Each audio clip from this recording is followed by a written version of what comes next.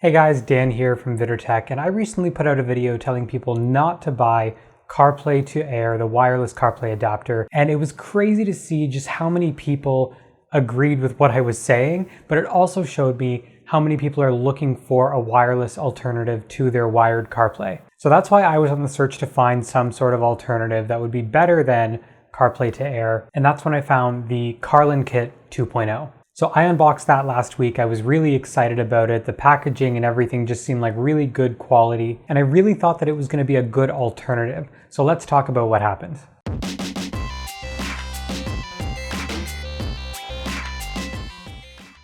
All right, so I want to start off by saying, let me know in the comments what you guys are thinking about wireless CarPlay. Do you have it by default in your vehicle, or did you buy a wireless adapter?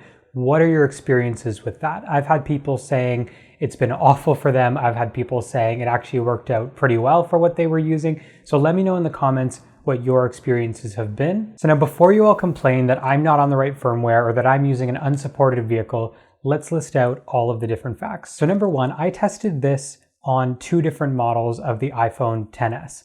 The first was running an iOS 14 beta, and the second was running a more stable iOS 13. So the first one was an OEM CarPlay in a 2018 Hyundai Elantra, and the second was a third-party Kenwood dash. And as soon as I opened the box and plugged it in, before even testing it, I updated to the latest firmware. So now that all of that's out of the way, no need to comment any of that, let's get into my experience. So I am sorry to say that for all of you who have been waiting for this video to come out, I do not have good news to share. The overall summary is that I kind of had the exact same experiences that I was having with CarPlay2Air, with CarlinKit 2.0. So to recap all of those issues, the first one that I found, which was not a huge deal, but also the most annoying in my experience, was the fact that the buttons show up on the UI even though I do not have a cursor in my vehicle. So typically with CarPlay, if you have a touchscreen, it doesn't actually show physical buttons and hover over states.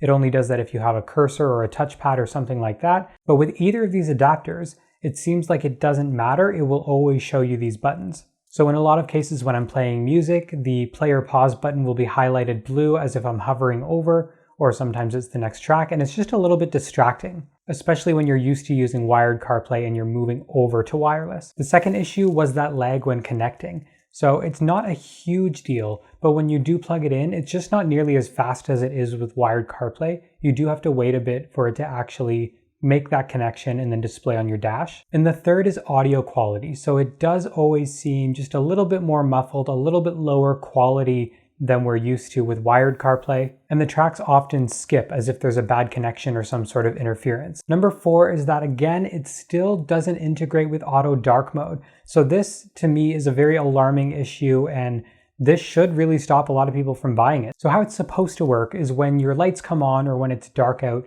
your screen dims as to not blind you while you're driving. And I find that with the wireless CarPlay adapters, this is not the case. It actually ends up staying bright as if it were daylight, and it's quite blinding. And there are ways around this. You can go into your settings and you can change that brightness manually. However, that's something you're gonna have to do when you're switching from day to night every single time you're using your vehicle. And the fifth option, and this is the most severe and really why I'm returning it, is that the device does freeze both my phone and the CarPlay dash. So there are times when I'm using CarPlay and all of a sudden it just becomes unresponsive as if it is frozen. I can try to tap on the touchscreen, I can try to use my phone, all of it ends up freezing.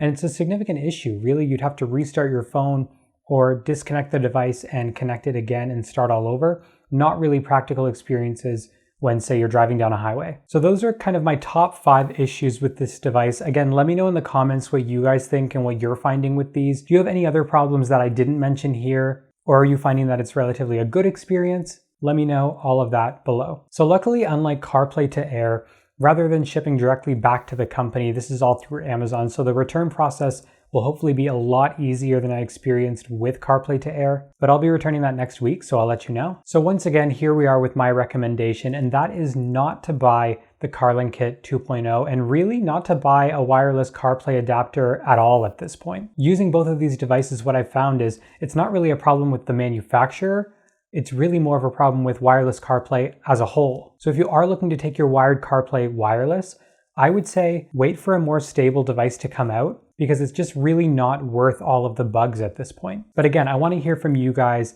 I've had a lot of people with mixed opinions when I released the CarPlay2Air video. So let me know what you guys think. Have you had a good experience? Have you had bad experiences? Does this video make you not want to buy CarlinKit and CarPlay2Air? As always, remember to hit that like button if you enjoyed this video and hit subscribe to see more from me, and I'll see you guys in the next one.